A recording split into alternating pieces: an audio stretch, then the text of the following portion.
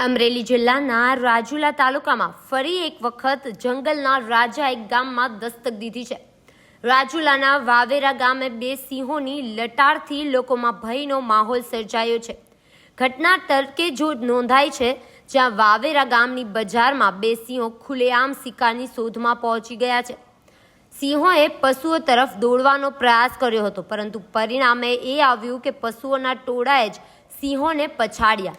જ્યાં શિકાર કરવા આવેલા સિંહોએ પોતે બચવાની દોડ મૂકવી પડી। પશુઓના ટોળાએ દડાકા સાથે સિંહોને પાછળથી દોડાવ્યા અને આખરે સિંહોને ત્યાંથી પલાયન કરવું પડ્યું। આ સમગ્ર ઘટનાના ગામના લાગેલા સીસીટીવી કેમેરામાં કેદ થઈ ગઈ છે। ફૂટેજ હાલમાં સોશિયલ મીડિયામાં વાયરલ થઈ રહ્યા છે અને લોકો આશ્ચર્ય સાથે આ દ્રશ્યો જોઈ રહ્યા છે।